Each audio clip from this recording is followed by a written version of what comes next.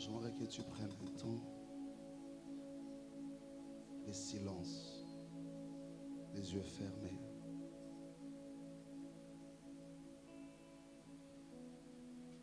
Intériorise ton culte. Ne l'exprime plus, mais intériorise-le. Ramène les cultes à l'intérieur de ton cœur. Et réalise combien Dieu est grand. Un jour béni.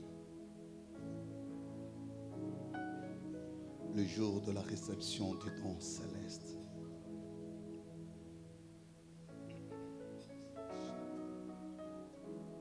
Yes. Chaque culte a sa grâce. Chaque culte a aussi sa dimension. Aujourd'hui, c'est le Saint-Esprit. C'est le Saint-Esprit. Des moments qui arrosent l'âme, qui ramènent la fête dans le cœur, qui effacent les cicatrices, des moments de restauration, des moments de dons qui viennent du ciel. Un culte béni, ne sois pas distrait, il est là. Le Saint-Esprit est là pour rendre témoignage au Fils de la gloire, Jésus-Christ. Pendant qu'on priait, mon esprit était en train d'adorer. Le Saint-Esprit me disait quelque chose de très profond.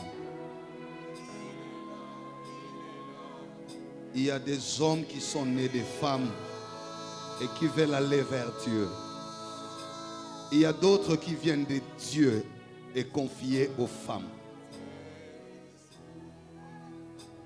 Il y a ces deux catégories-là, très distinctes. Il y a de ceux-là qui sont nés par la loi de la nature. Parce qu'un homme a rencontré une femme et voilà, une vie humaine est venue. Mais la Bible dit qu'il a fait des dons. Il y a d'autres qui viennent plutôt du ciel et déposés dans les entrailles. Et ils viennent au monde avec une mission, avec un mandat, avec un flambeau qui ne s'éteignent jamais. Je suis en train de te voir parmi cette race. C'est ce que Dieu était en train de me dire. Il dit, tu as trouvé grâce à mes yeux, pas parce que tu es venu vers moi, parce que moi je t'ai aimé, je t'ai établi. Je fais de toi un don. Je suis en train de te voir parmi cette race, comme dit la Bible en Éphésiens. Les uns ont été donnés aux hommes comme dons. Apôtres, évangélistes, docteurs. Mais au-delà des dons du ministère cité par l'apôtre, le Saint-Esprit nous révèle ce matin, il y a aussi des femmes et des hommes dons pour le pays, pour leur famille, pour leur société, pour leur église. Peut-être que tu n'es ni pasteur, ni docteur, ni apôtre, ni évangéliste. Tu n'es rien de toutes ces choses-là, mais tu es un don pour ton église. Tu es un don pour ta famille. Tu es un don pour ce pays. Tu es un don pour cette génération. Tu es un don. Ça ne dépend pas de ce que tu crois, ça dépend de ce que Dieu a cru. Les hommes et femmes dons ne reposent pas leur force sur leur foi, mais sur la foi de Dieu en eux. C'est Dieu qui a cru et leur a donné le pouvoir. Alléluia. Je suis en train de voir des dons qui étaient refroidis. Des hommes et des femmes dons qui étaient abattus. Je vois des hommes et des femmes dons qui étaient déconnectés par la suite des problèmes, par la suite de beaucoup de difficultés. Je suis en train d'entendre la voix d'une femme servant du Seigneur consacré. Lui, elle, la vie est près de l'autel. De la race de Samuel, c'est lui ou celle qui ne quitte pas l'autel alors que les autres sont distraits. À lui, Dieu ouvre l'œil et libère la parole des connaissances de vie. Je suis en train de voir des hommes donc qui, depuis un temps, s'étaient sentis froissés, abattus, fatigués par des problèmes qu'ils ont connus depuis un temps. Mais le Saint-Esprit me dit de leur dire ce matin, il va vous réactiver, il va vous réactiver. Il va vous réactiver. Écoutez, Dieu ne perd jamais les dons. La Bible dit tout don parfait et toute grâce excellente vient du Père d'en haut, sur lequel il n'y a ni changement, ni ombre de variation. C'est lui qui fait des dons, c'est aussi protéger les dons, c'est aussi défendre les dons, c'est aussi rendre mature les dons, c'est aussi donner aux dons l'énergie dont il a besoin, c'est aussi faire réussir la mission du don. Tu es un don. Je ne parle pas aux brebis, je ne parle pas à ceux qui viennent croire au Seigneur aujourd'hui. C'est la fête de la naissance, c'est la fête de l'église. Je parle aux rachetés qui déjà ont été scellés pour le salut, pour qui le sang a été versé, le pardon a été accordé. Ceux-là pour qui l'agneau a dit tout est accompli. Mais il dit je ne vous laisserai pas orphelins, je ne vous laisserai pas comme des hommes sans repère, je ne vous laisserai pas comme des brebis entre les mains des loups. Je sais que des hommes et des femmes que vous affronteront ne vous aimeront pas, ne vous faciliteront pas la tâche, ne vous accompagneront pas. C'est pourquoi je ne vous laisse pas à leur merci, je ne vous laisse pas dépendre de leur compassion, je ne vous laisse pas dépendre de leur miséricorde. Je vous enverrai le consolateur, lui sera avec vous, il vous donnera ce dont vous avez besoin. Vous ne serez pas en train de courir derrière un chef pour te faire occultiste afin d'avoir le poste. Non, non, non, non, non, non, non. Tu ne seras pas en train de te prostituer entre 2-3 maris pour espérer le mariage non plus. Je ne vous laisserai pas orphelins. Je vous enverrai le Paraclétos. Radasamagro, Sadarababro, Char d'Israël. Je parle à quelqu'un. Peut-être que tu as un talent de chanter, tu as un talent de prier. Peut-être toi tu sais faire quelque chose, tu es intelligent, tu t'appliques bien. Mais le Seigneur te dit, sans lui tu ne peux rien faire. Sans lui tu n'arriveras pas à destination. Tu verras des lions, tu verras des ours. David en a connu. La Bible dit les lions venaient à sa poursuite. Les ours menaçaient l'héritage de troupeaux mis à sa charge. Il avait besoin du torrent. Oui, Rutana Brota Sadarababro. Je dis à quelqu'un, depuis que tu es chrétien, la sorcellerie de la famille menace ta vie. Tu es en train de subir des secousses. Tu es en train de subir des combats. Depuis un temps, la maladie veut te rendre captif. Elle refuse de te laisser l'opportunité d'avancer et d'aller plus loin. Depuis un temps, tu es victime de la méchanceté. Oui, on a monté des cabales contre toi dans l'entreprise. Tu as perdu ta fonction. Tu as perdu ton travail. Tu te sens seul contre tous. Tu te demandes qui me viendra au secours. Ce matin, le Saint-Esprit est là.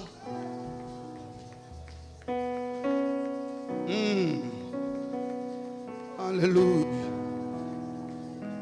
J'ai aimé le culte depuis son début. Je vis comment la mouvance de l'esprit était en train de partir. Je vis comment l'atmosphère était en train de changer. Je me sentais déjà bien assis dans la présence de Dieu. Je voyais la nuée des témoins nous environner en ces lieux. J'entendais le cri des tonnerres.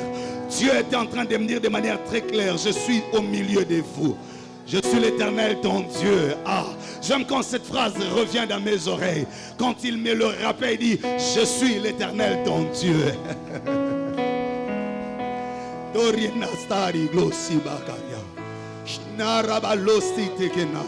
Est-ce que tu peux être debout s'il te plaît? Si ça te convient un peu. Mais ça dépend que de toi. Moi je soif de la présence de Dieu. La Bible dit aspirez au don le meilleur, surtout celui de la prophétie. Le Saint-Esprit est là, le Saint-Esprit. Aujourd'hui nous célébrons l'Esprit. Alléluia. Nous saria. Le grand jour est arrivé. Il disait, vous avez été baptisés d'eau par Jean. Mais dans le peu de temps, vous serez baptisés d'esprit.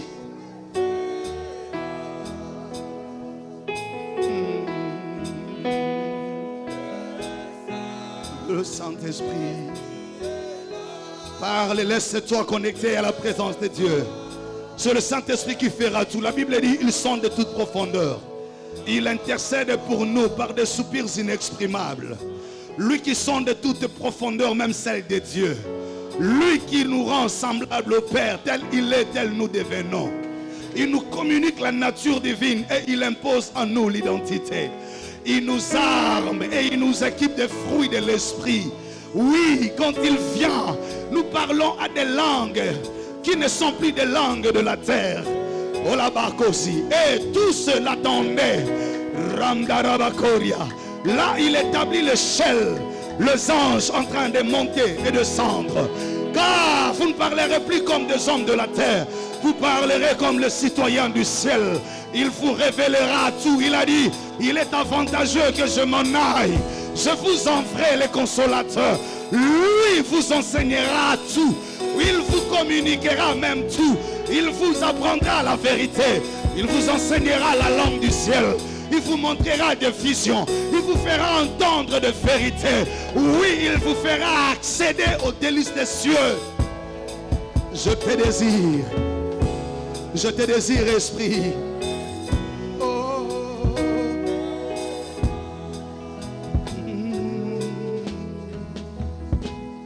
Yes. Quelle atmosphère.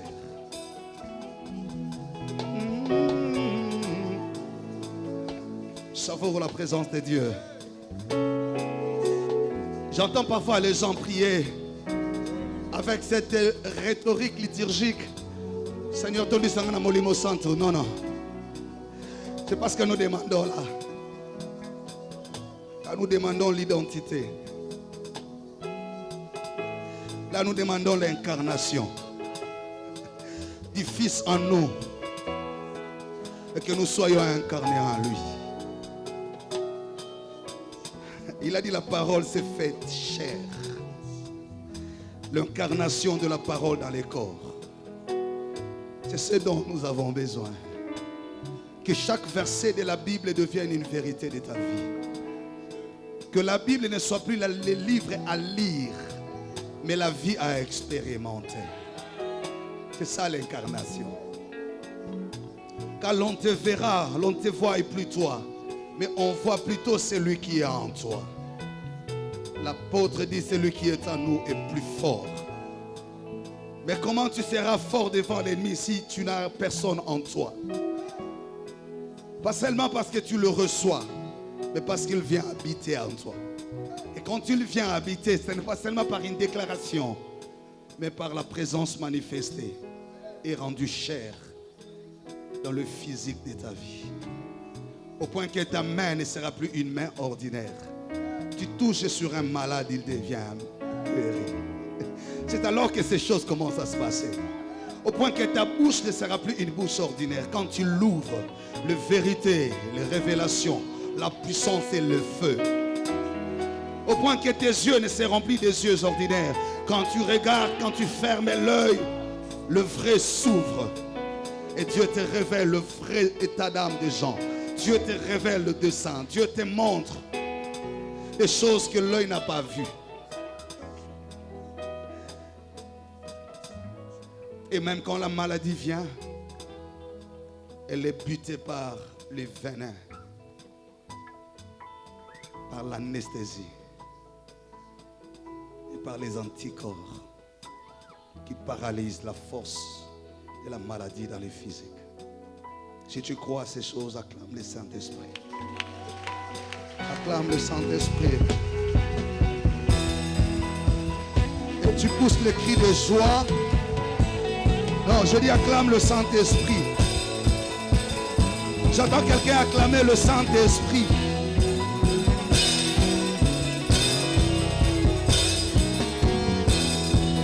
J'entends quelqu'un élever le Saint-Esprit. Nous croyons au Saint-Esprit. Pas comme une force, pas comme une puissance, non. Comme la personne de la divinité. Saint-Esprit, nous te saluons.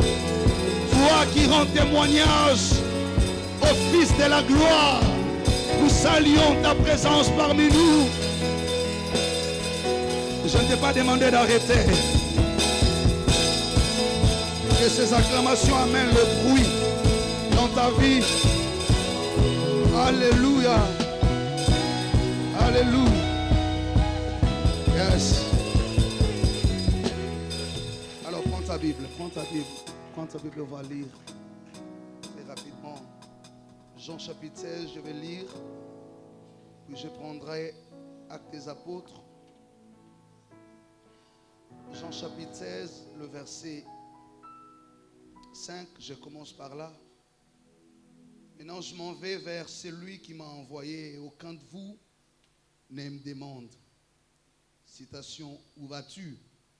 Point de citation. Mais parce que je vous ai dit ces choses, la tristesse a rempli mon cœur. Non, la tristesse a rempli votre cœur. Cependant, je vous dis la vérité. Il vous est avantageux que je m'en aille. Car si je ne m'en vais pas, le consolateur ne viendra pas vers vous. Mais si je m'en vais, je vous l'enverrai. Et quand il sera venu, il convaincra les mondes en ce qui concerne le péché, la justice et les jugements. En ce qui concerne le péché, parce qu'ils ne croient pas en moi. La justice, à ce que je vais au Père, et que vous ne me verrez plus. Les jugements, parce que le prince de ce monde est jugé. J'ai encore beaucoup de choses à vous dire, mais vous ne pouvez pas les porter maintenant. Quand les consolateurs disaient « Je serai venu », l'Esprit de vérité, il vous conduira dans toute la vérité, car il ne parlera pas de lui-même, mais il dira tout ce qu'il aura entendu et il vous annoncera les choses à venir. Il me glorifiera parce qu'il prendra de ce qui est à moi et vous l'annoncera. Tout ce que le Père a est à moi. C'est pourquoi j'ai dit qu'il prend de ce qui est à moi et qu'il vous annonce. La seconde lecture, je les prends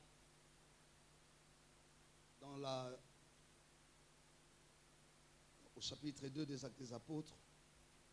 Le jour de la Pentecôte, verset 1er, ils étaient tous ensemble dans les mêmes lieux. Verset 2.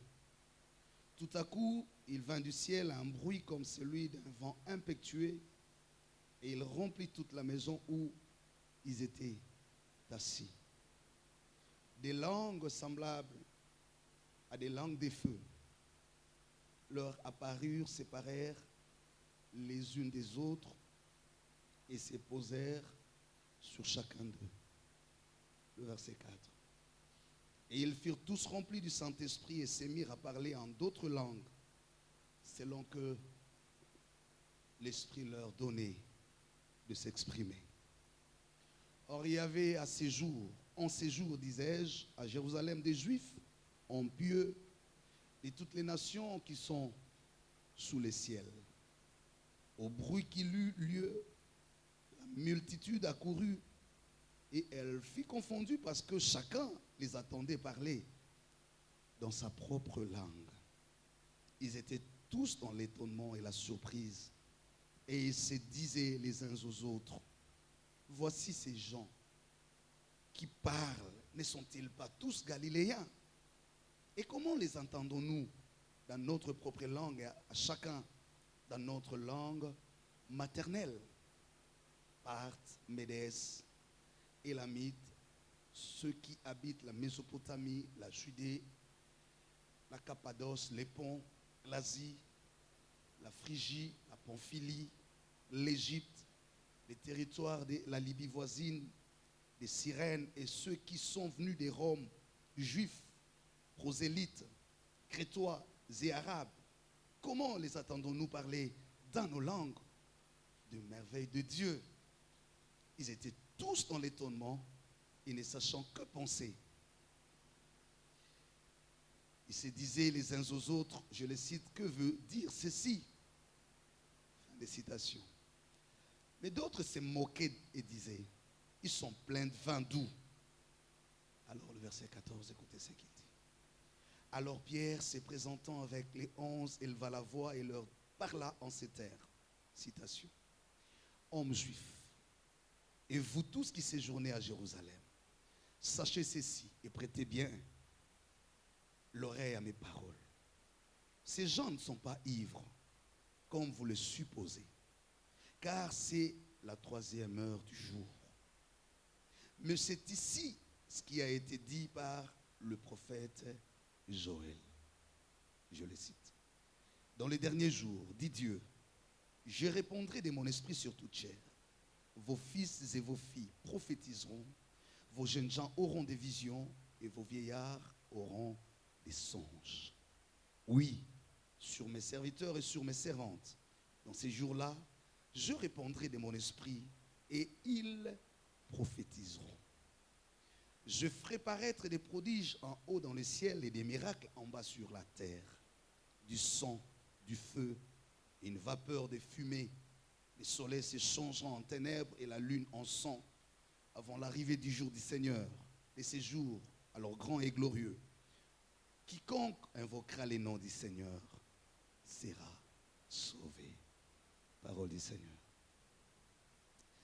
Nous rendons grâce à Dieu et merci pour ces grands cultes. Je sais que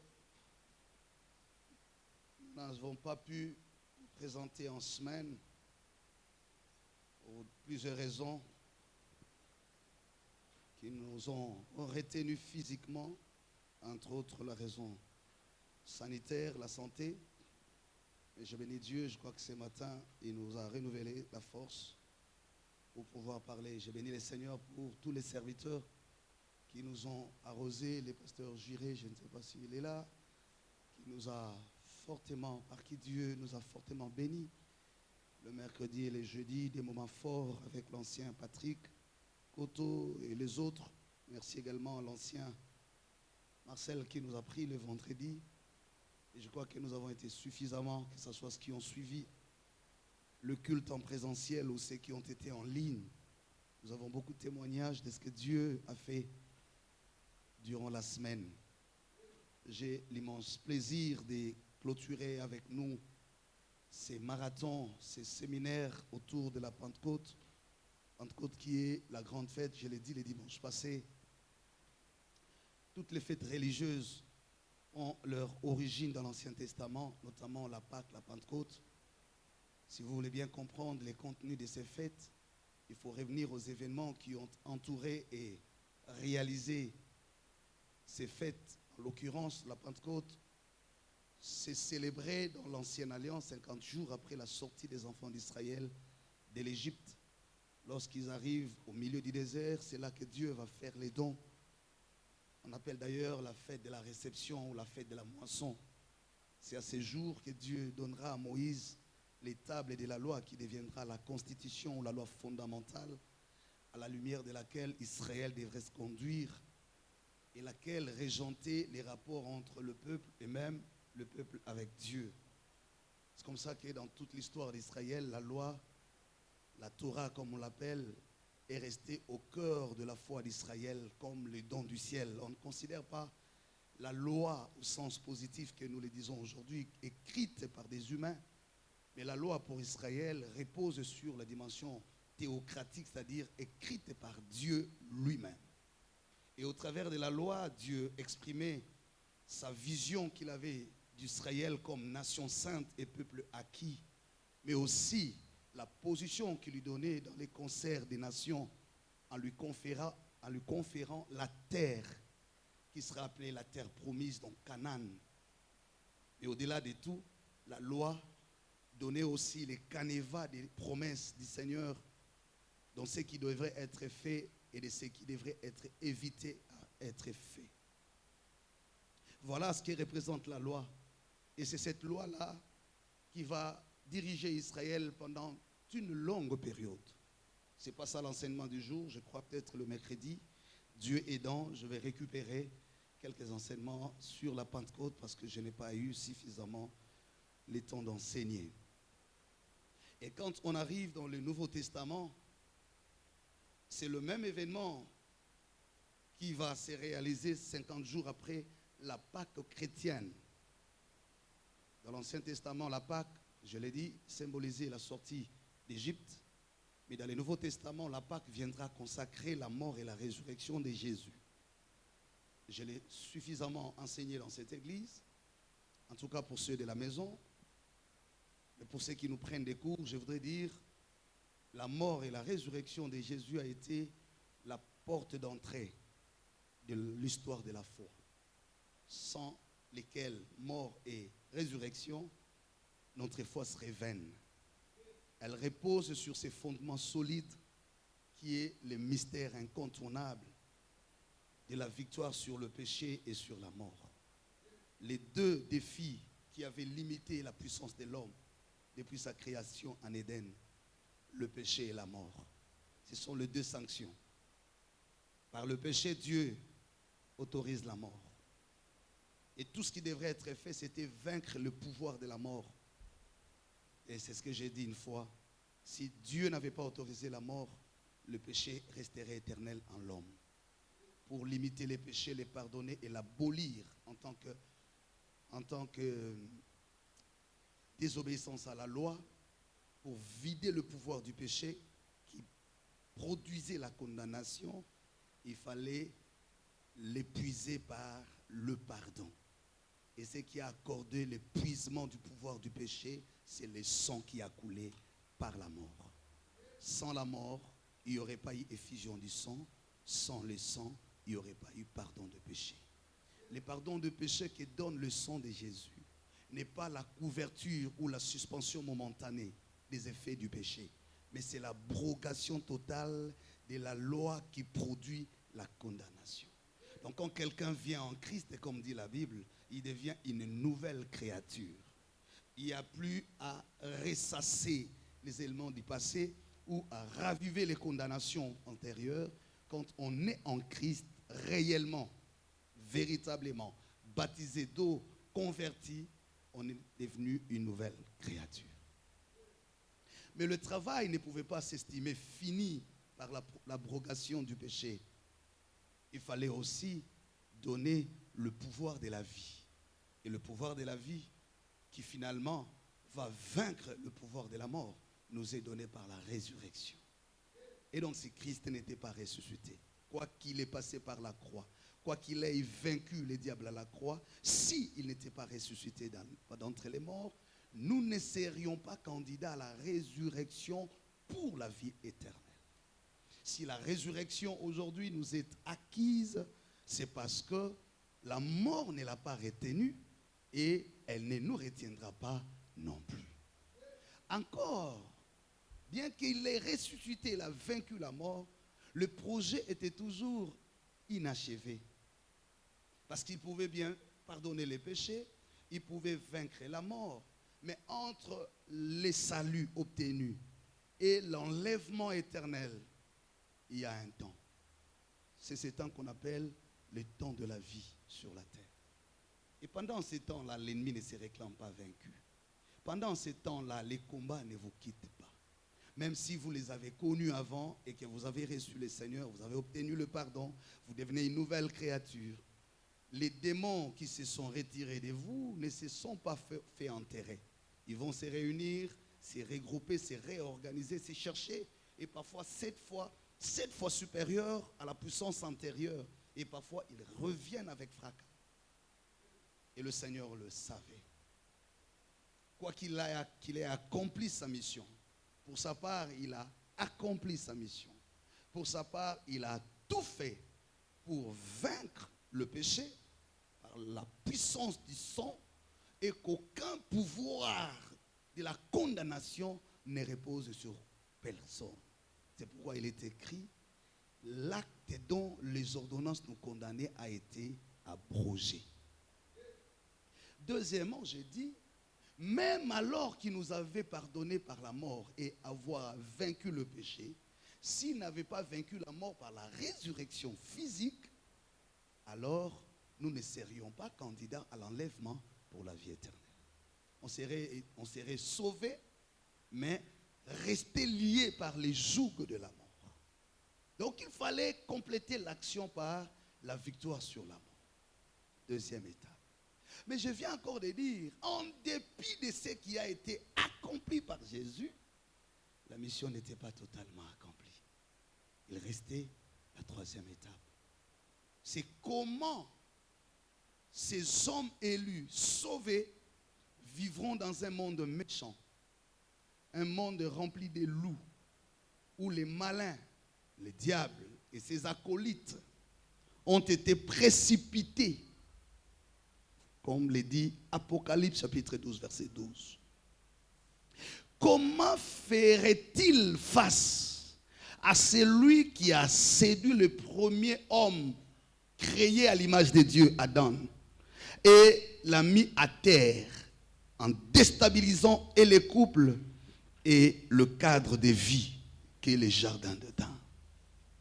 Comment serait-il en mesure de résister à celui qui a séduit le cœur de ces grands prophètes à qui j'ai parlé face à face comme on parle à un homme et à un ami?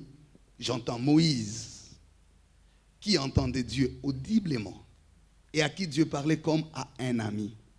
Mais qu'un jour, pris d'émotion, sous le coup de la colère, pas à cause de lui, mais à cause de l'incrédulité de ceux-là pour qui il avait tout donné, sa vie, son temps, sa maîtrise, il a vieilli pour servir les autres. Mais ce sont ceux-là qui lui disaient, ramène-nous en Égypte. Pourquoi tu nous as amenés ici? C'est pour nous faire mourir. Il commençait à remettre en doute et les plans de Dieu, et les rôles de Moïse, et la destination. Moïse n'a pas supporté. Pris de colère, au lieu de parler au rocher, il a frappé. C'est là que Dieu l'a retiré du schéma. J'ai vu de grands prophètes tels qu'Élie, qui par un coup de prière pouvait ouvrir le ciel et le feu descendre. Le peuple, témoin de la puissance de l'alliance avec Dieu, n'a pas hésité de se tourner vers d'autres dieux, Baal. Et il a vu comment Dieu a fait des choses qui, en principe, devraient convaincre et restaurer les cultes en Israël. Mais le peuple, en dépit de tout ce qu'ils ont eu, ont dit, nous voulons Baal. Et il a dit, j'ai déployé mon zèle, j'ai tout fait, j'ai fini mes énergies. C'est là que Dieu lui dira, il y a encore 7000 qui n'ont pas fraîchi. Tous ces grandes figures, des hommes puissants, de qui la Bible rend un témoignage incontestable, se sont vus limités par la nature, car le combat de l'ennemi a été plus fort. Et le Seigneur était en train de s'interroger, il dit, mais moi j'ai fini ma part, je n'ai pas été destiné à vivre éternellement avec vous.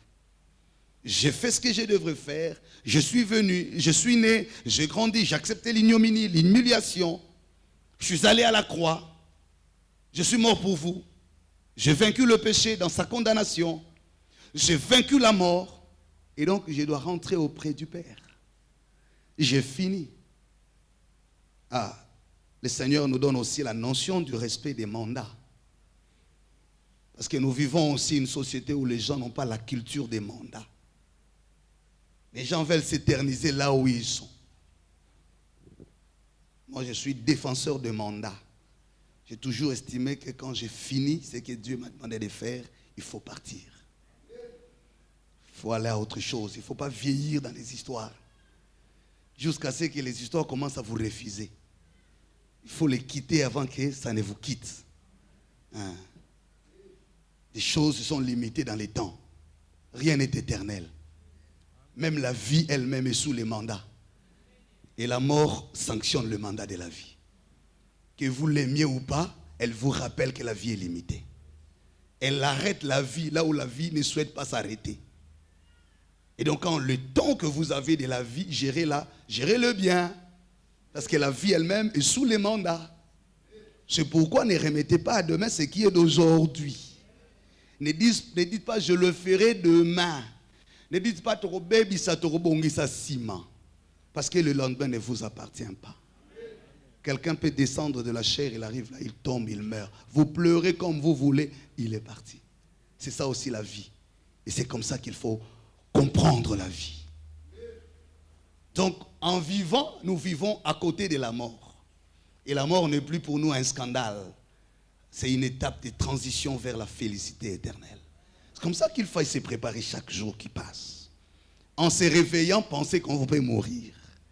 Chaque fois que vous avez la vie, pensez qu'à côté de la vie, il y a la mort. Elle peut arriver par un accident. Elle peut arriver par une maladie. Et on ne doit pas avoir peur de la mort quand on est préparé. Quand on est préparé, on sait qu'elle n'arrivera pas avant la fin du mandat. Quand t'empoisonnes, quand ce n'est pas le temps, rien n'arrivera. Que tu sortes d'un accident, quand ce n'est pas le temps, tu ne mourras pas.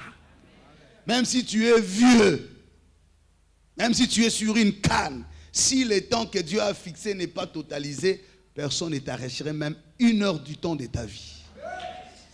C'est pourquoi quand tu es chrétien, tu es serviteur, tu n'as pas peur des sorciers, tu n'as pas peur. C'est vrai, il faut être prudent comme le serpent nous dit la Bible. Mais quant à la mort, l'apôtre dit, où est ton aiguillon? Quant à la mort, ça a été résolu à la croix. Oui. Mais quand aussi elle arrive par la volonté de Dieu, on s'incline et on bénit le Seigneur. Pourquoi? Parce qu'après cette mort physique, il y a la vie éternelle. Et heureux ceux qui prendront part à cette vie éternelle. Mon sujet n'est pas seulement sur la mort. Mon sujet, c'est de vous dire, dans tout ce que nous présentons, frères, sœurs, retenez, c'est une longue introduction que je fais.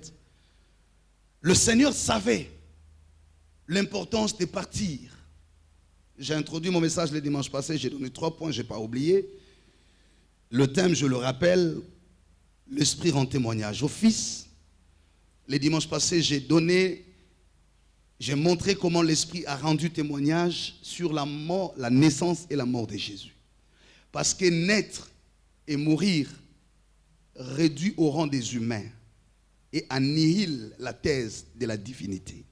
Jésus ne pouvait pas dire à la fois être Dieu, en même temps naître d'une femme et mourir comme humain. Alors il fallait que le Saint-Esprit rende témoignage du fait qu'en dépit de sa naissance physique d'une femme du nom de Marie, cette femme n'a pas conçu Jésus par la formule humaine, c'est par la vertu de l'Esprit. Pour dire, ce n'est pas la combinaison de la formule humaine, mais c'est par l'incarnation du divin dans l'humain.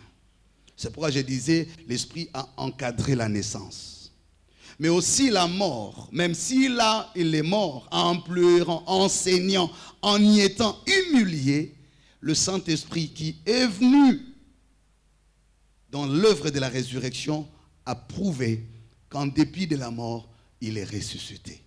Mais sa résurrection est différente de Lazare, du fils de la veuve de Naïn. Car eux, tout en étant ressuscités, ils ont fini par mourir après. Mais lui, Jésus, depuis qu'il est ressuscité, il n'est plus jamais rentré au tombeau.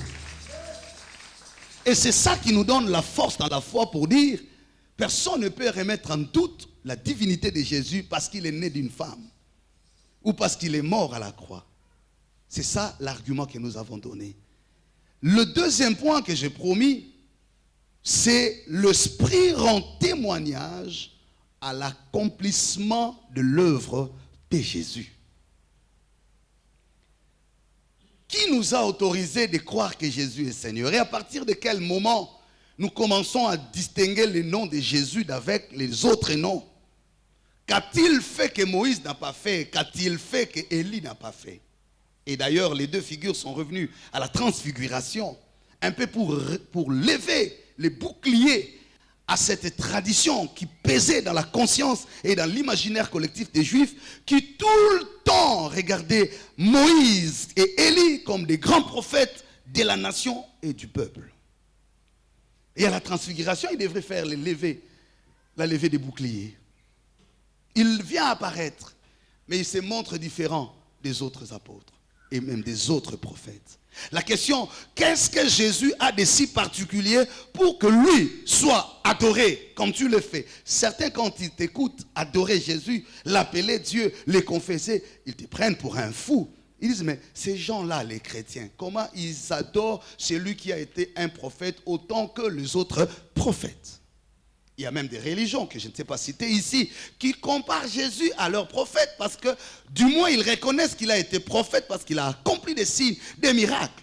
Mais lui reconnaître la divinité, ça dérange.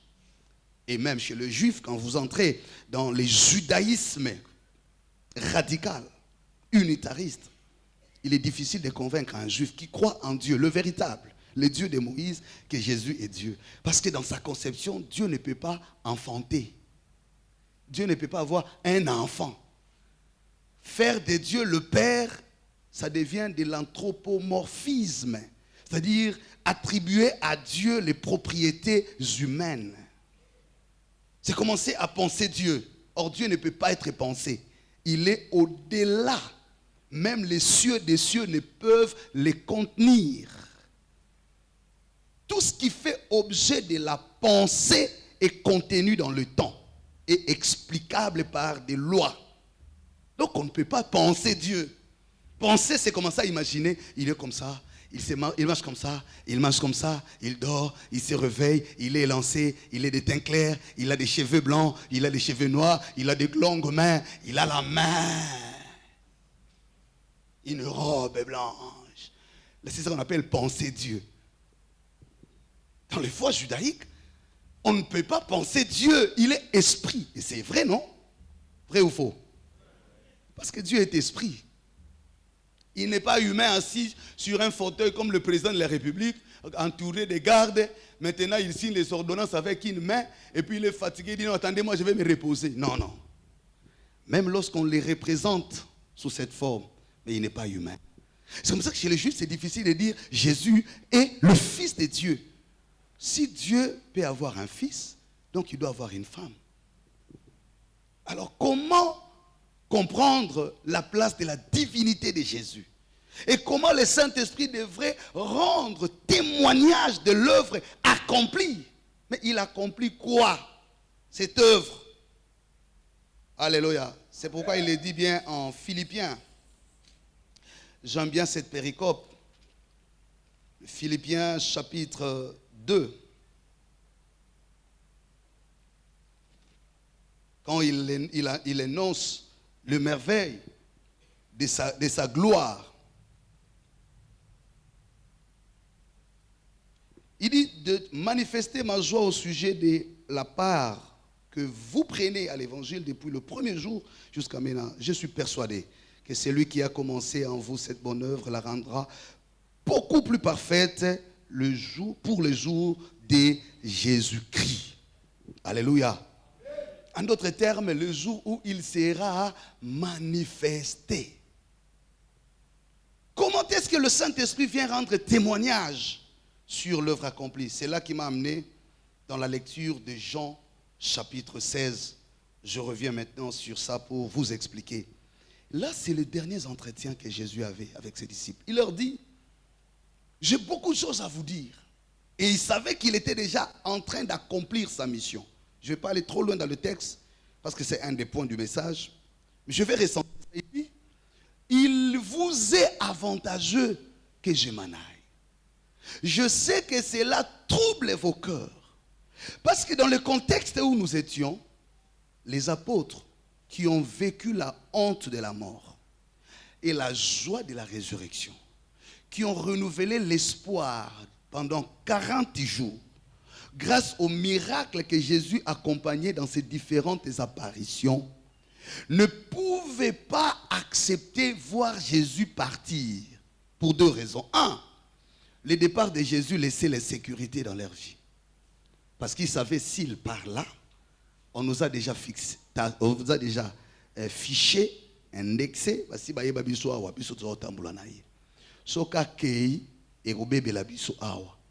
les Romains sont en train de nous chercher.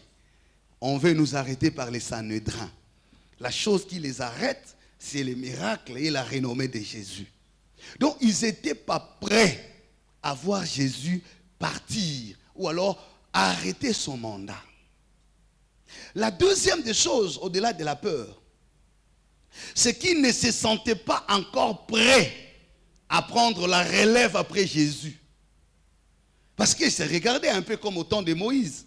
Lorsque Moïse devrait partir, Dieu regarde Josué et lui dit, prends courage, lève-toi, fortifie-toi. Mon serviteur Moïse n'est plus, je le retire. Mais c'est toi que j'utiliserai. Vous savez combien de temps Josué a pris pour s'expliquer. Et même Israël, personne n'était préparé à vivre sans Moïse. Et c'est la même réalité. Les apôtres ne se sentaient pas encore prêts, non, capables. Ils ne détenaient pas encore le pouvoir qu'avait Jésus.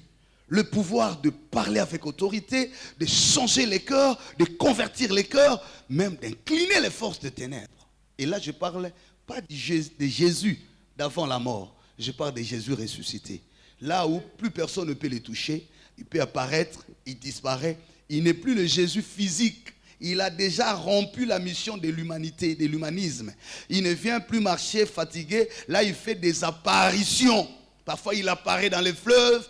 Il leur donne de jeter les filets, ils font la pêche miraculeuse et parfois il disparaît, il réapparaît. Donc Jésus dans sa forme et dans sa dimension mystique, ils étaient très rassurés de revoir encore Jésus au milieu d'eux, venir avec une autre dimension. En tout cas, ils se disaient, il y a tout le il y a tout le parce qu'ils savaient que maintenant il est revenu avec puissance. Et donc pour eux, c'était comme la deuxième version du mandat de Jésus. Second mandat. Ils pensaient que Jésus marcherait encore avec eux pendant autant d'années, comme il avait fait durant 3 ans et demi. Mais à 40 jours, quand il commence à s'approcher, non, il est avantageux que je m'en aille. Et c'est là que les apôtres ont commencé à avoir peur. Mais si tu vas, en d'autres termes, mais la mission n'est pas achevée. Mais on détruira l'héritage que tu as laissé. Qui va pérenniser ce travail? Acclame le Seigneur si tu ne dors pas. Alléluia. Et cela se passe dans nos vies, frères, sœurs, des moments où on s'est dit, j'ai beaucoup investi, j'ai étudié, j'ai travaillé, j'ai investi.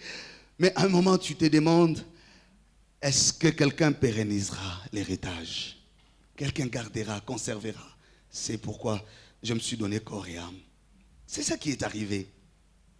Mais ce qui me retient et ce qui doit vous intéresser aussi, c'est les 3 vérités que Jésus donne pour symboliser l'accomplissement de sa mission pour laquelle l'Esprit va rendre témoignage. Il leur dit ceci. C'est vrai, si je ne m'en vais pas, le consolateur ne viendra pas vers vous. Et déjà ici, le terme utilisé par la narration, par les Écritures, nous sommes chez Jean, il ne parle pas du Saint-Esprit. On parle en grec du parakletos, le consolateur. Or, on ne peut consoler que quelqu'un qui est en détresse. Jésus utilise la forme pour symboliser l'état dans lequel se trouvaient les apôtres ainsi que les disciples. L'état de la peur, l'état du doute, l'état de l'incertitude, l'état de subir des chocs. Je m'adresse à quelqu'un qui est dans cet état et qui a réellement besoin de la consolation. Et par moments, tu regardes ce qui se passe tout autour de toi, des situations, de maladies, des problèmes, de santé, ça rentre à gauche, ça revient à droite, c'est le travail là-bas, ce sont les enfants. Tu te dis, mais à quoi ressemble ma vie? Combien de gens qui aujourd'hui, dans leur ménage, dans leur mariage, dans leur fiançailles, dans leur vie professionnelle, dans leur vie académique, ne se retrouvent pas. J'aimais quand l'ancien modérateur disait que Dieu nous donne le lien de la paix. Tu en as besoin. La paix la plus durable. La Bible ne dit-elle pas vaut mieux vivre dans une maison où il y a un pain sec un pain sec, mais avec la paix, que de vivre dans une maison remplie de viande où il y a des troubles. Et quand Jésus est ressuscité, la seule promesse faite, c'était la paix. Je vous laisse la paix. Pas comme celle vous donnée par le monde. La mienne vous construira et vous maintiendra dans l'unité. Et Jésus sentait la paix quitter le cœur, l'inquiétude, les troubles.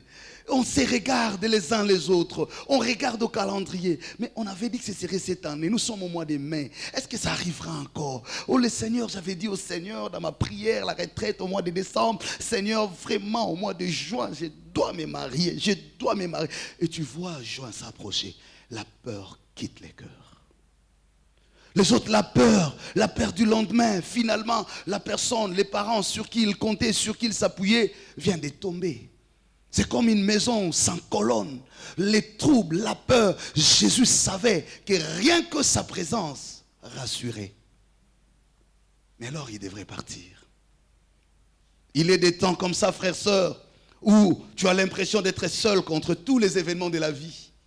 Tu ne sais plus à quel sens c'est voué. Même quand tu veux expliquer ton cas, les gens ne peuvent que t'écouter, parfois s'en moquer. Mais nul n'a la capacité de t'apporter de solution. Je parle à ces cœurs qui m'écoutent aujourd'hui sur place ou en ligne, ou ceux qui écouteront ces messages demain. Je ne sais pas dans quel état que tu es. Je voudrais juste te signaler que le Saint-Esprit est venu dans un contexte d'absence de paix. Les troubles nous envahissent.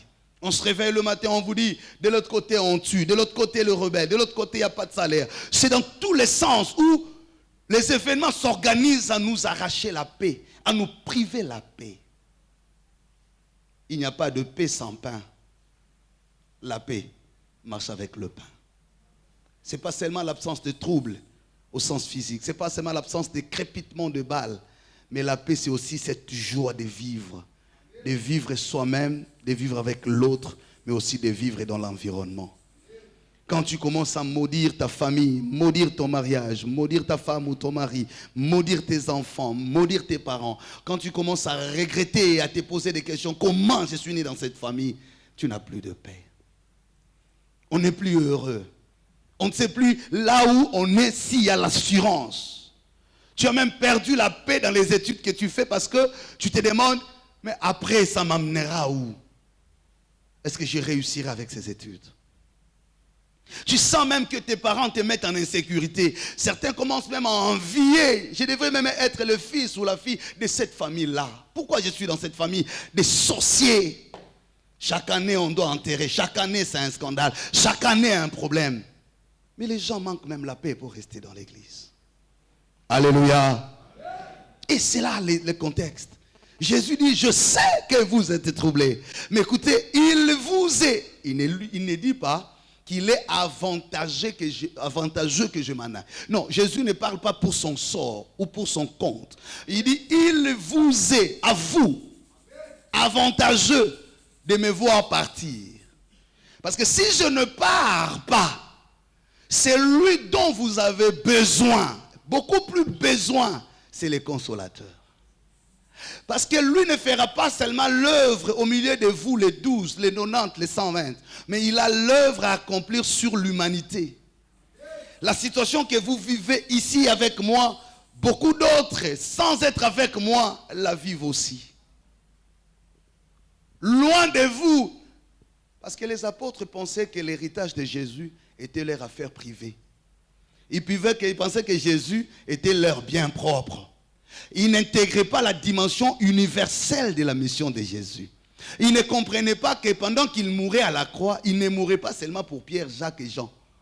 Il mourait aussi pour Ngalula, Matondo, Andaloubé, qui parfois n'étaient même pas encore nés. Et ils étaient dans la vision restrictive de la mission de Jésus. Mais Jésus était dans sa dimension universelle. Ici, je ne me retire pas. C'est lui qui doit rapprocher les langues éloignées.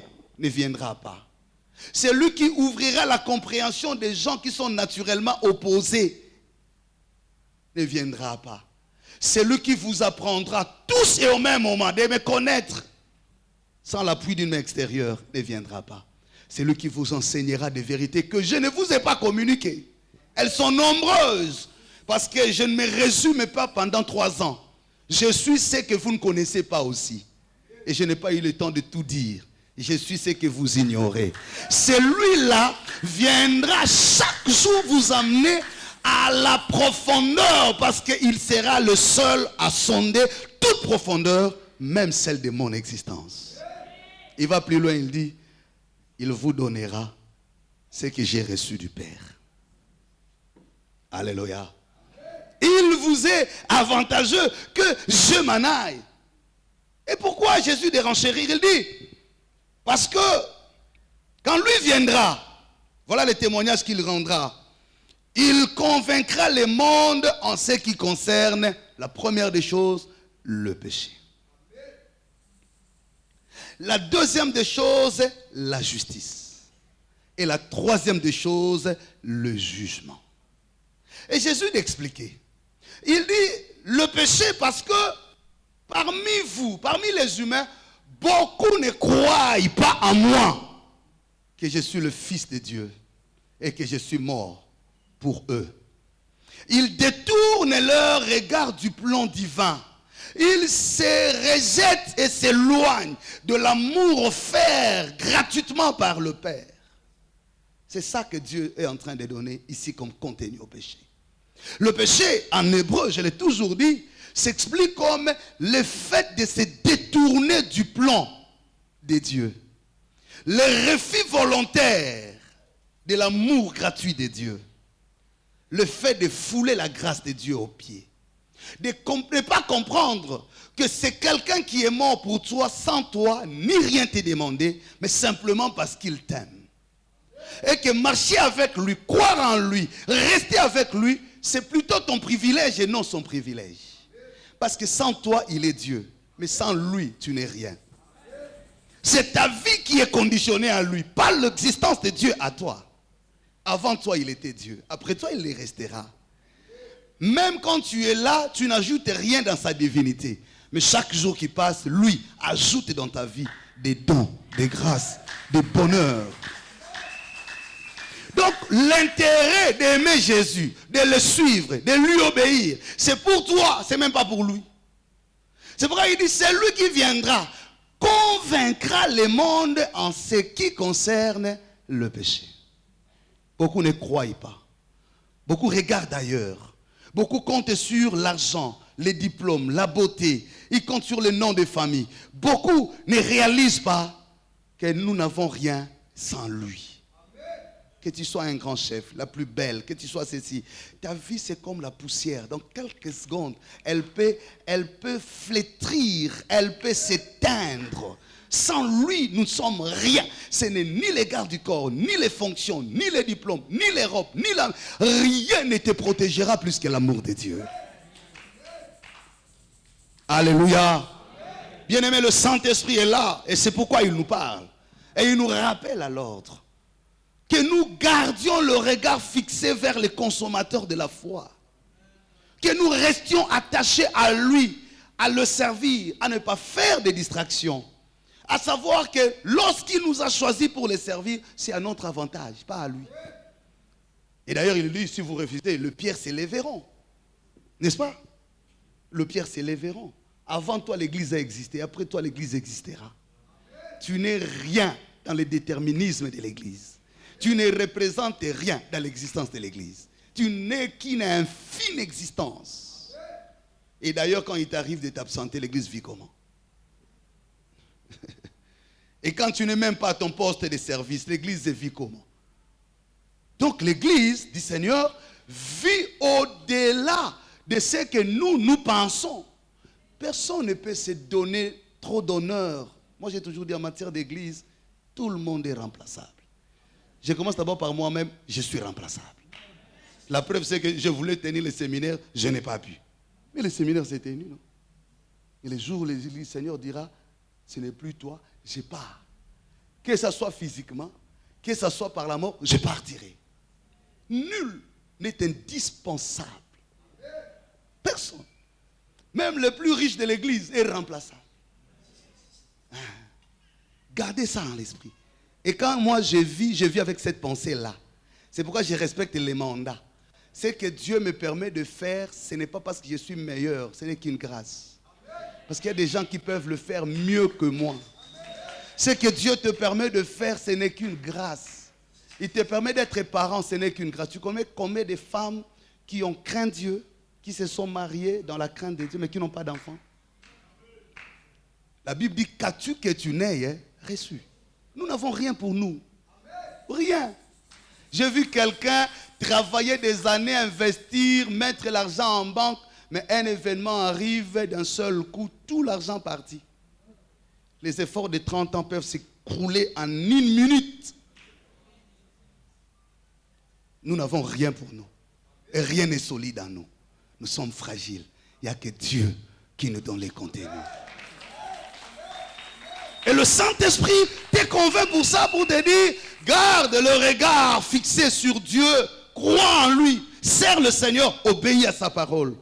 C'est alors que tu deviendras grand. La deuxième des choses, il dit le jugement. Il explique la justice. Il dit la justice parce que je reviens au Père et personne ne me verra encore. Un peu comme pour dire, on a craché sur moi. On m'a mis sur la croix. On m'a humilié. Ce n'était qu'un temps que Dieu vous a donné pour le faire. Maintenant là, Dieu ne vous autorise plus même à toucher les pans de ma robe. Je rentre à lui parce qu'il me restaure dans mes droits. Est-ce que quelqu'un entend ça? Il dit, je dois partir parce que le Saint-Esprit rendra témoignage que je suis l'héritier du trône. Le privilège de mon existence n'est pas dans vos acclamations, n'est pas dans l'épargne que vous avez étalée à l'entrée à Jérusalem. Le privilège de mon existence, c'est que je suis le Fils du Père. Je suis dans le Père est à moi. Et tout pouvoir m'a été donné. Et tout m'a été soumis. Et ceux qui se prosternent devant moi, jour et nuit sans se fatiguer, ce ne sont pas des hommes et des femmes nés de la chair, qui quand ils donnent le matin, ils murmurent le soir. Ils donnent à gauche, ils expliquent à droite. Il acclame le matin, il critique le soir. Non, il dit, moi, j'appartiens de là.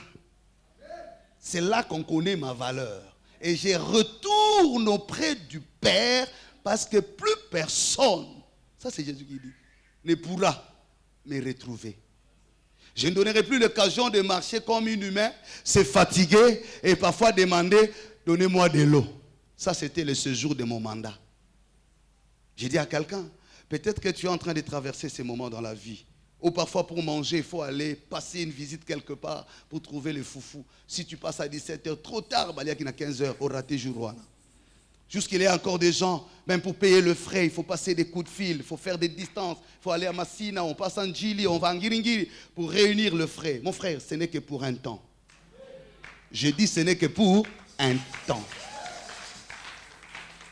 Il est des temps où Dieu lui-même, la Bible dit en Luc chapitre 4, l'Esprit transporta Jésus et le présenta au diable pour y être tenté.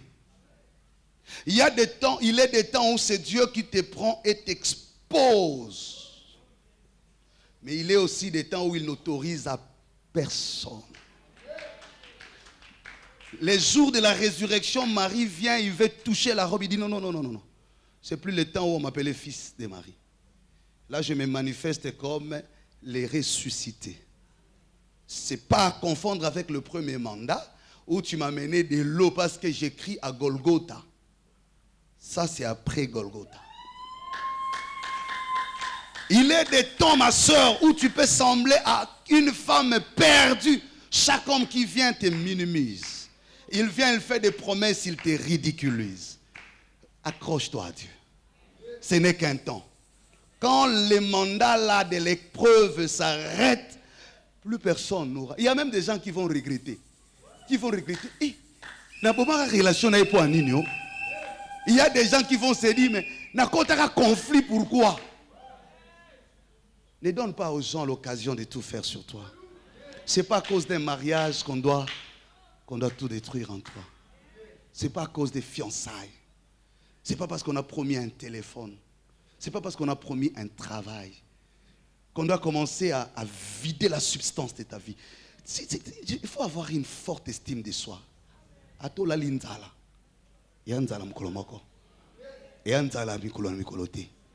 Dieu n'aime pas des murmures. Des gens qui oublient facilement d'où ils viennent. Aujourd'hui, quand il est affamé, il oublie que demain, il avait des choses dans le congélateur.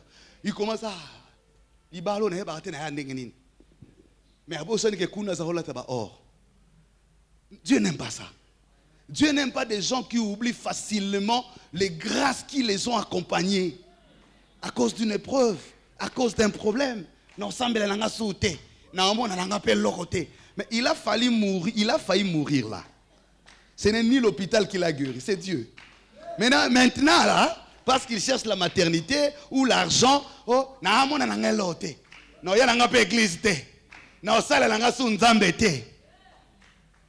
ce sont là des gens que la Bible appelle les gens de peu de foi, emportés par des vents, des gens qui sont motivés par des circonstances. Et il ne peut rien faire par conviction, toujours vérifier.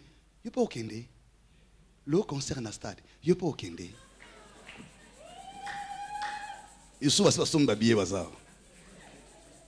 Alléluia. Ne soyez pas des hommes emportés par tout vent. Un serviteur, c'est un soldat. Il meurt avec l'arme. On ne lui retire pas l'arme. Vous m'enterrerez, mais avec l'arme en main. C'est lui qui sait sur qui il s'appuie. Ce n'est pas quelqu'un qui, tout le temps, et qui est à gauche, à comme Mundibu. Et qui est à droite, à comme Musakata.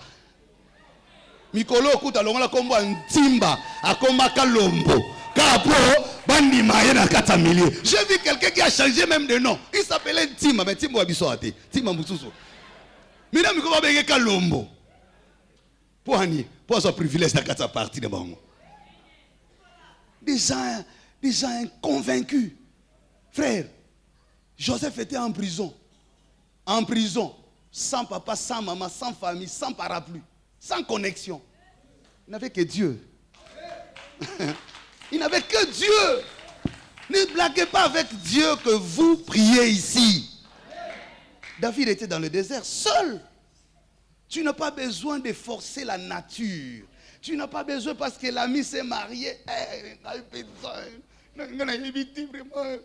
Oh.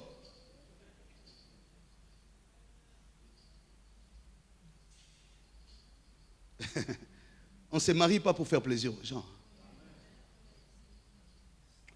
Le mariage est une étape de la mission sur la terre. Si il ne vous accompagne pas, il vous enterrera. C'était une parenthèse. On ne fait pas les choses parce que maman a dit. Maman, non, on se bat comme Koni. Au colis. Mais maman, bon, t'as su ce aux pour ça, quoi, est-ce que moi, on a ça usine à production à Bana? On a Karaboy, aussi pour colis. Ce qui peut les balayer à Tika, c'est bota kaka. Voilà, maman, à sa mère, non. Des gens de peu de foi. Ils ne savent pas d'où ils viennent. Ils ne savent pas sur quoi ils tiennent. Ils ne savent pas où ils vont. Donc je prie que le Saint-Esprit t'aide à comprendre. La justice de Dieu existe. Dieu te rendra justice. Il défendra ton appel. Il défendra ta consécration. Il défendra le temps où tu viens nettoyer cette église. Personne ne te voit. Lui au ciel, il voit. Il t'honorera. Il essuiera les larmes de ta jeunesse. Et il sait de quoi tu as besoin. Il connaît le nombre de tes adversaires. Il connaît tes limites. Il connaît tes faiblesses. Il connaît tes manquements. Mais il t'aime tel que tu es. Il a juré de t'accompagner. Il t'a dit, je ne te quitterai pas. Je ne t'abandonnerai pas. Je serai avec toi, que 1000 s'élèvent à ta gauche, 10 000 à ta droite, qu'il y ait la maladie, que la maladie soit incurable, que la maladie soit en phase finale. Celui qui t'a appelé des ténèbres pour son admirable lumière, ce qu'il a fait dans dans ta vie est plus que ce qui est aujourd'hui. Ce qu'il a accompli, c'est plus que ce que tu attends. Ce qu'il a promis est plus que ce que tu demandes. Avant même que tu ne viennes au monde, tu ne sois dans le ventre de ta mère, lui te connaissait. Il a fait de toi un don. Il t'a choisi une maman. Il t'a choisi un papa. Il t'a donné une famille. Il sait que dans cette famille, il y a des sorciers. Il sait que dans cette famille, il y a des pauvres. Mais toi, tu es l'étoile qui brillera, qui te distinguera, qui marquera. Dieu n'est pas un homme pour se tromper. Il n'est pas un fils de l'homme pour mentir. Reste fidèle à Dieu. Tu es en train de passer ton Golgotha. Tu es en train de passer ta Gethsemane. Tu es en train de passer des moments. Ce n'est qu'un temps. Ce n'est qu'un mandat. Frère, on n'est pas célibataire éternellement. Et même s'il fallait l'être, Dieu remplacera la joie qu'on pouvait avoir dans le mariage par autre chose. Ce n'est pas seulement ça qui donne l'importance. Tu n'es pas obligé d'avoir 10 enfants pour te sentir une femme. Même avoir un enfant, avec 2, avec 3, si la main de Dieu est là, tu auras le même privilège, la même grâce. Tu n'as pas besoin de forcer le mariage pour te sentir en paix et honoré. Mais Dieu, quand il est avec toi, il marchera avec toi. Il relèvera ta tête. Je dis à quelqu'un, le Saint-Esprit rendra témoignage que Christ a accompli sa mission dans ta vie. Il est mort, il est ressuscité, il est monté, il est assis à la droite du Père, il est l'avocat, il intercède pour toi. Aucun homme, aucun ange, aucun esprit ne détruira ta vie. La justice de Dieu est là. On a spolié ton terrain, on a ravi ton bien. Les juges de la terre ont rendu un mauvais arrêt. Tourne le regard vers celui-là. Jésus leur dit, quand il viendra, il rendra témoignage de la justice. Il montrera aux Romains que celui que vous avez mis à la croix n'était pas le fils de la femme. Il est le Dieu. C'est pourquoi il est ressuscité. J'ai dit à quelqu'un, je le déclare d'ailleurs, je le prophétise encore, tu ne mourras pas là où la honte veut t'amener. Tu n'y seras pas enterré. Non, non, non, non, non, non. L'Éternel relèvera ta tête. La justice de Dieu interviendra dans ta vie. Dieu te restituera les années perdues, les années qu'on dévorait, les sauterelles, les gélèques, les années de la stérilité. Il te donnera des jumeaux. J'en suis témoin et le vrai témoin. Il t'en donnera même des triplés. J'en suis témoin. Je dis à quelqu'un, les années de ta consécration, de service dans l'œuvre de Dieu. Pour Dieu, tu quittais même les années. Tu passais des nuits dans l'intercession. Tu étais à l'évangélisation. Tout le temps tu es à la chorale éternelle pour servir ton Dieu. Oui, tu es toujours à l'adoration. Tu es là au nettoyage, en train de mettre de la propreté dans la maison de Dieu. Tu n'as jamais épargné l'argent. Tu amènes toujours à l'autel de Dieu parce que tu veilles à ce que l'homme ne sèche pas dans le chandelier de l'éternel. Je prophétise au nom de Jésus. Ainsi a dit Ézéchias, fils de l'homme, il dit, je te sauve lorsque le temple était fermé, lorsque les lampes étaient éteintes. Je t'ai relevé. Je relevais aussi les temples. Je rallumais les chandeliers. Je remis l'autel devant la mort. Il a demandé la justice de Dieu. Il dit, je ne peux pas mourir comme un quiconque. Le ciel regarde et lui dit, je t'ajoute 15 années depuis. Je parle à quelqu'un. Même si le diagnostic est posé, même si la conclusion a été prise, Dieu de justice est avec toi. On a honoré ton nom. Aujourd'hui, chassé comme une faible femme qui n'a pas été honorée. Des années de fidélité dans ce mariage-là. On te sort comme un petit papier sans rien. J'appelle le Dieu de la justice sur toi, qu'il s'élève et qu'il relève ta tête. On a pris ta fonction seulement par la jalousie. On a combattu. Toutes ces années, on te croyait déjà mort. Mais la grâce de Dieu t'a soutenu. Tu n'as pas manqué à manger. Tu n'as pas manqué à boire.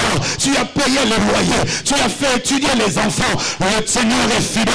Et j'appelle cette fidélité dans ta vie. Je parle à une veuve qui a enterré son mari. Et le jour de cet enterrement, elle se disait, ma vie est finie. Celui-là est parti. Que deviendront mes enfants? Mais le Seigneur te dit, la justice sera rendue par le témoignage de l'Esprit. Il te rendra témoignage comme il a rendu à Jésus, le sang d'Israël. La dernière des choses, il dit, les jugements. Et il explique, il dit, les jugements, c'est parce que le prince de ce monde est jugé. En d'autres termes, parce que le pouvoir des ténèbres est déjà limité dans son mandat. Le jugement, parce que le démon que vous voyez aujourd'hui, vous ne le verrez plus jamais. Le Saint-Esprit viendra vous rendre témoignage que quand j'ai accompli à la croix, quand j'ai vaincu à la croix, j'ai dépouillé publiquement en rendant au spectacle toutes les dominations, les principautés, les forces des ténèbres, les serpents là qui avaient séduit Adam et le même qui est chéni cherchait à me séduire. Et c'est lui-là que j'ai écrasé la tête. Alors, dans Apocalypse, on ne l'appelle plus le serpent, mais on l'appelle le serpent ancien. En d'autres termes, Asila Ngala, Asila Mana. Le jugement, c'est que les sorciers, les démons, les principautés n'ont pas de mandat pour vous nuire. Je vous laisserai comme des brebis au milieu de vous, mais ne payez pas peur. Le Saint-Esprit sera avec vous. Le consolateur sera avec vous. Ils seront là, ces ennemis-là, en train de vous entourer, en train de vous critiquer, en train de vous minimiser. Et c'est ce qui m'amène à mon dernier point sur le témoignage des œuvres. Et la Bible dit le jour de la Pentecôte, au chapitre 2, ils étaient tous réunis avec l'espoir. En laissant Jésus partir en paix, il fallait que les consolateurs viennent. Ils étaient là en minorité. Ils étaient là dans une petite chambre haute, dans une maison de honte, la maison de peur, dans un lieu secret, un lieu fragile, où ils montaient leur fragilité. Ils ne pouvaient pas se présenter publiquement parce qu'on les cherchait. La société les cherchait. On les appelait les disciples, les Galiléens. D'ailleurs, la Bible montre qu'ils ont été identifiés. Ne sont-ils pas là les Galiléens? Donc on les connaissait. Alors ils avaient peur. Ils étaient dans la chambre haute, mais l'espérance était là. Et la Bible dit, le jour qu'avait promis les prophètes est arrivé. Je suis venu dire à quelqu'un, le temps du Seigneur est arrivé dans notre nation. Le temps du Seigneur est arrivé dans cette église. Le temps du Seigneur est arrivé dans la vie de quelqu'un. Peut-être que le temps te trouve dans ta fragilité, dans ta vulnérabilité. Ils étaient tous vulnérables dans une petite chambre, le symbole de la faiblesse, de la vulnérabilité. Je dis à quelqu'un, le Congo peut sembler vulnérable, le Congo peut sembler fragile. Il est dans son état de fragilité, dans son état de vulnérabilité. Mais ce n'est ni le président, ni le militaire, ni l'administration, ni le parlement qui contrôle le destin de cette nation. Le temps du Seigneur est déjà arrivé. Je le déclare comme prophète de Dieu. Ils étaient là réunis, que mille se lèvent à côté. La Bible dit, Jérusalem était remplie. C'était le jour où personne ne pouvait oser sortir parce qu'il y avait les Romains, et les Juifs, et les Chrétiens, les hommes de toute la race. Mais toute la révélation, ceux-là qui ont assisté à la honte de la croix, parce qu'ils étaient encore là, le même public, la même troupe, ils avaient le témoignage de la honte de Jésus. Ils avaient le témoignage de sang qui courait. Ils avaient le témoignage de la nudité de Jésus. En rentrant chez eux, chacun est rentré avec un témoignage. Mais comme il ne devait pas rester avec le litige du témoignage, alors le Saint-Esprit devrait venir rendre témoignage au Fils pour leur dire, celui que vous avez vu, il est là à la croix, le sang en train de couler, craché, déshabillé, c'est celui-là qui va bouger le monde, c'est celui-là au nom de qui tout genou fléchira, toute bouche se confessera. Il a choisi un bon jour où ils étaient tous là, et pendant ce temps, la Bible dit souvent, le Saint-Esprit est venu. Je prie que le Saint-Esprit, que le Saint-Esprit, que le Saint-Esprit vienne encore ce matin. Je prie dans mon cœur que le Saint-Esprit descende encore ce matin. Te trouve dans ta vulnérabilité. Aujourd'hui malade, aujourd'hui vieux, avancé en âge. Quand tu te regardes, tu te dis, je ne saurais plus faire ces choses-là. Je suis très vieux, je suis avancé en âge. Oui, tu es dans ta vulnérabilité, tu es dans ta faiblesse. Mais alors, tu es un bon terrain pour le Saint-Esprit. Parce que lui vient pour redonner la force. Lui vient pour rendre témoignage que ce n'est ni par la force, ni par la puissance, mais c'est par son œuvre. Il rend témoignage de celui-là que la foule a vécu. Oh, j'aime la suite des choses. La Bible dit, les lieux où se trouvaient les apôtres tremblant, de langues semblables à des langues de feu. En d'autres termes, le témoignage visible de Jésus. Les signes deviendront visibles. Je dis à quelqu'un, tu ne parleras plus seulement de Jésus. Tu ne l'enseigneras pas seulement. Tu ne prieras pas. Mais le signe, je dis le signe deviendront visibles. Ils deviendront extérieurs. Personne ne savait que ces gens étaient dans la chambre haute. La seule chose qui a donné l'information, c'est le bruit. Je dis à quelqu'un, Dieu mettra le bruit autour de ta vie. Dieu mettra le bruit autour de ton nom. On ne connaissait pas David. Il était en brousse avec les troupeaux. Son père n'était pas connu. Il n'avait aucune position. Mais quand est arrivé le temps de Dieu, aïe aïe aïe aïe, il y a le débat dans le palais royal. Le mauvais esprit dérangeait le roi. Alors le bruit a commencé. Où trouverions-nous un serviteur qui peut chanter, à qui le Seigneur fait grâce et qui est avec le Seigneur? Est-ce qu'il y en a encore en Israël? On a commencé à chercher. C'est le bruit du palais royal qui sont sortis dehors. On a commencé à chercher. L'un des serviteurs va dire, écoutez, je connais un homme. Son nom c'est David. Il est avec le Seigneur. Il est beau. Il est bien. C'est un soldat. Aïe aïe aïe. Quand le Saint-Esprit commence à rendre témoignage, frère, la tribu ne compte plus. L'âge ne compte plus. Le sexe ne compte plus. Le diplôme ne compte plus. La beauté ne compte plus. Le passé ne compte plus. Quand le Saint-Esprit commence à rendre témoignage, aïe aïe aïe aïe, je dis à quelqu'un, il te sortira du secret. Il commencera à parler de toi. Aïe aïe aïe. David n'a pas introduit la demande d'emploi. David n'a pas fait une demande de connexion. Il était dans le désert. Mais le bruit a commencé dans le palais royal. C'est quelqu'un poussé par l'esprit qui a commencé à parler. Il ne parlait que du bien de David. Il ne dit pas que non, je connais la malice de son cœur. Ça, il n'a pas dit. Ça, c'est des Eliab qui le disent. Des hommes sans esprit. Des hommes aveuglés qui ne voient les choses que dans le présent. Aucune vision de l'avenir. Incapables d'identifier les anges et les héros de leur génération. Ils ne sont là que regarder la tribu, l'âge, le sexe, le diplôme. Il a fait quoi? Est-ce qu'il a une licence? Il croit que le miracle passe par les diplômes. Il croit que la grandeur de Dieu est dans l'âge. Il croit que Dieu est débiteur de quelqu'un. Il croit que Dieu est comme lui en train d'enregistrer ce que l'on enregistre. Des hommes de paix, de foi, de la race de Eliab. Mais aussi c'est un serviteur qui est poussé par l'esprit. Et donc je connais ce homme. C'est un homme bien, rempli d'esprit, un vaillant soldat. Et Dieu est avec lui, roi. Permet qu'il entre. Son bruit va changer le bruit du palais. Son bruit, le bruit de sa grâce, le bruit de son onction changera l'atmosphère de la maison. Et quand on a appelé David, quand il venait, la Bible dit, quand il prenait son instrument, je suis en train de voir cet temps arriver à l'Ista. Je vois des jeunes, je vois des femmes, je vois des hommes qui changeront le bruit du Congo. On ne parlera plus de massacres, on ne parlera plus de crimes de masse, on ne parlera plus de pauvreté, on ne parlera plus de la corruption, on ne parlera plus des arrangements politiciens. Une nouvelle race est en train de se lever. Que tu dises amen ou pas amen, c'est pas mon problème. Prophète de Dieu, je sais de quoi je parle. Le bruit est en train d'arriver à l'instant. Dieu changera le bruit. Il changera le bruit. Il y a des gens qui seront connectés à Alléluia. Et c'est de la même manière que le bruit de la chambre haute a dérangé l'environnement. Et pendant qu'il priait, la Bible dit le bruit était tellement que chacun a commencé à s'approcher. Qu'est-ce qui se passe là? Il ne manque pas ces gens-là. Les gens ont dit, ah non, ils sont ivres. Il ne manque pas ces gens-là.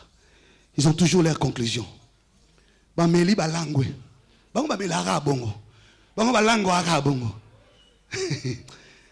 doivent être encore là. Je prie qu'ils ne meurent pas. Ils doivent voir ce que Dieu va faire. Ils comprendront de quelle origine tu es. Et à quelle alliance tu es connecté. Et quelle est la richesse attachée à ton appel. Je prie, ils sont là peut-être dans ta famille, des sorciers de la famille. Ils sont là peut-être parmi les amis. Et ne te considère jamais Même quand tu leur dis, j'ai trouvé un fiancé. Il n'y a pas de na ajwana. Il pense à Zara wana. Na la teliwana. Les gens qui minimisent toujours. Des aveugles de la destinée. Qui sont encore là. Ils sont encore là. Pendant qu'il parlait de l'ivresse, Pierre se lève et dit, homme juif, écoutez bien et prêtez bien attention à mes paroles. Je ne blague pas. Je n'ai pas le temps de jouer avec vous. Il dit, ce qui se passe là, c'est l'accomplissement. Ça ne dépend même pas de moi. Ça a été dit par le prophète des années et des siècles avant moi. J'ai seulement bénéficié de la grâce d'être connecté au temps. Ce qui se passe là, arrêtez de parler de l'ivresse. Ils ne sont pas ivres. C'est maintenant que ça s'accomplit. Le témoignage de l'Esprit. Le Christ que vous avez crucifié, que vous avez humilié, vous avez arraché même le dernier de ses habits. Votre volonté voulait qu'il soit totalement humilié. Vous lui avez refusé même le dernier caleçon pour couvrir sa nudité. Votre joie était de les voir nus et humiliés. C'est celui-là à qui l'Esprit rend témoignage. C'est par son nom que toutes ces choses se passent. C'est par son nom que des choses se passeront après. Il y a des gens qui ne croient pas à c'est Jésus dans ta famille, parmi tes amis. Parce que quand ils te voient, ils disent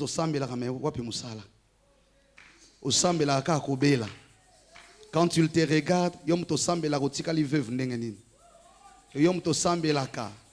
oh, ils veulent humilier. Ce n'est pas toi qui veux humilier, ils veulent humilier les dieux de qui tu es servante ou serviteur.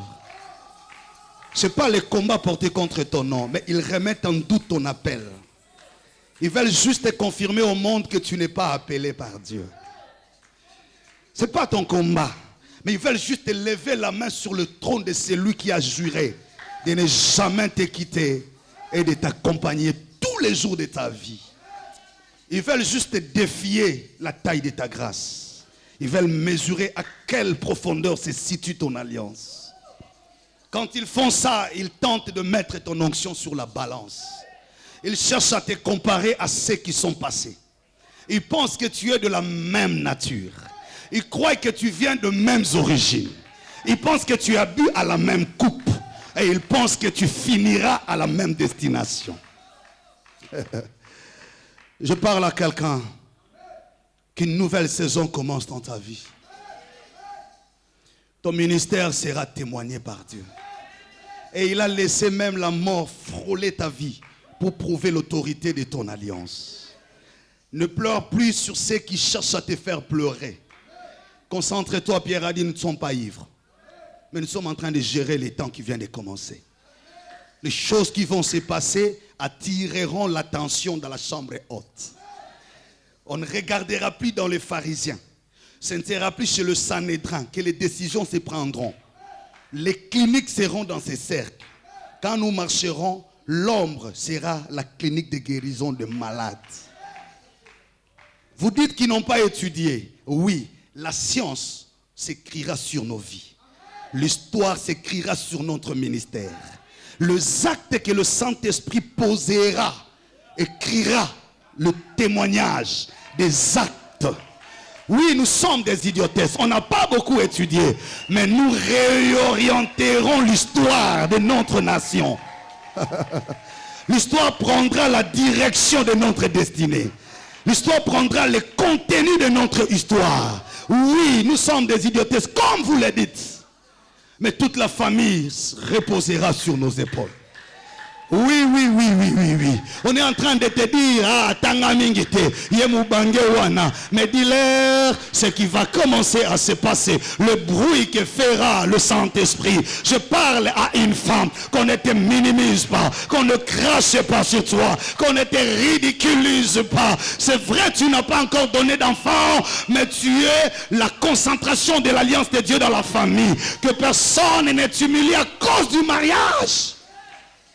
Le Saint-Esprit ne se trompe pas de cible. Ah oui, les hommes peuvent se tromper par Dieu. La Bible dit, il ne se répand pas de ses dons. Qui avait contribué pour que Dieu t'appelle? Qui avait convaincu Dieu pour que Dieu t'aime? C'était quoi, son offrande ou sa dîme? Qui va apprendre à Dieu de te connaître? Il te connaît mieux qu'eux. Reste calme. Le Saint-Esprit rendra témoignage. Reste intègre. Sers Dieu. Crains le Seigneur. Reste fidèle. Aie le cœur apaisé. Ne cède pas aux agitations. Garde le regard fixé. Ils n'ont pas la même destination que toi. Ils n'ont pas porté la même cruche que toi. Ta cruche est très sensible et couvre plusieurs intérêts. Au-delà de ton âge, au-delà de ton agenda. Le monde exprime, soupire avec extrême désir, voir la révélation des fils de Dieu. Si dans ta maison ne connaît pas ta valeur, le Congo t'attend. Si l'Islam ne connaît pas ta valeur, le Congo t'attend. Ah oui. Ah oui. Tu as une cruche qui garde plusieurs intérêts de la génération. Ne te laisse pas corrompre. Ne t'amène ni à gauche ni à droite. Affamé, mais reste à genoux. La Bible dit le fondement solide de Dieu reste debout avec des paroles qui le servent des sceaux. Personne ne changera la direction de Dieu dans ta vie. Même ce fiancé qui vient de partir là, il n'est pas parti avec ta destinée. Reste calme. Que la maternité ne te distrait pas. Que rien ne te distrait. Reste concentré. Voilà ce que Dieu a fait. Tu es resté avec ses enfants, ils étaient tout petits. Voilà comment ils ont grandi sous la main de Dieu. Dieu n'est pas auteur des œuvres inachevées. C'est qu'il a commencé, il les finira. N'entrez pas en combat avec la belle famille.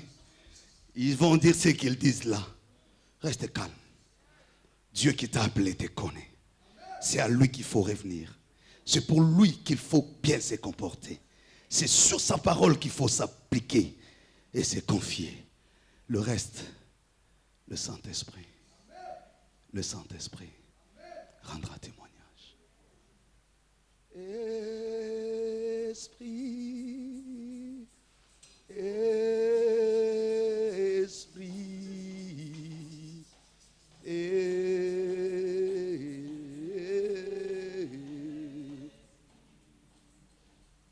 chantons Esprit.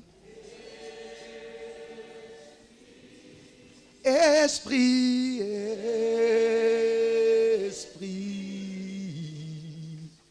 Esprit,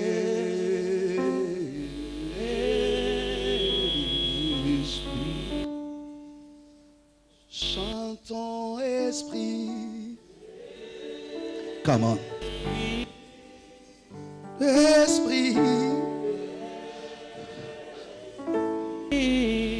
Esprit.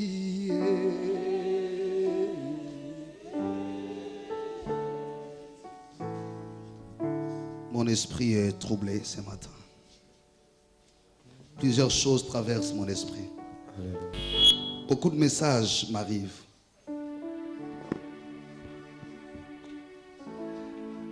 Ne sors pas de ces lieux aujourd'hui sans recevoir ce que Dieu a prévu pour toi. Ce jour-là, c'était la naissance de l'Église. Aujourd'hui, c'est la naissance de ta destinée. Plus rien ne sera fragile comme avant. Dieu lui-même va te donner la forme et les fonds. On a cessé d'identifier les apôtres à leur origine tribale. D'ailleurs, on a commencé à les appeler apôtres qui veut dire témoins. Aujourd'hui, Dieu va changer ton identité devant le monde. Est-ce que tu peux te lever, s'il te plaît? Que ton cœur ait soif. Moi, je suis pentecôtiste. Chez nous, un tel jour, parfois on reste à l'église jusqu'à 15 heures. On y vient parfois à 6 heures. On reste longtemps dans la présence de Dieu. On prie, on prie. On prend la Sainte Seine, on rentre sur le sol. On demande les awabatata. Aïe, aïe, aïe, aïe, aïe. J'aime ces moments. Je voudrais que tu laisses ton esprit libre. Dieu est en train de combler. Ils étaient tous réunis en un même lieu. Dans un état de fragilité, de vulnérabilité. Prêts à être écrasés. Dans la peur de ne pas savoir ce qui arriverait demain. Il se posait cette question, qu'est-ce qui va se passer après le départ de Jésus? Il nous disait qu'il était avantageux pour nous. Qu'il s'en aille. Mais là, il n'est plus là. Qu'est-ce qui va se passer? Il ne pouvait pas s'imaginer. Tu es là, tu ne sais pas ce qui va se passer après maintenant. Peut-être que tu as peur. Le Saint-Esprit est là. Yes. Oh, et chante avec nous, sois concentré. Oh, Esprit de Dieu.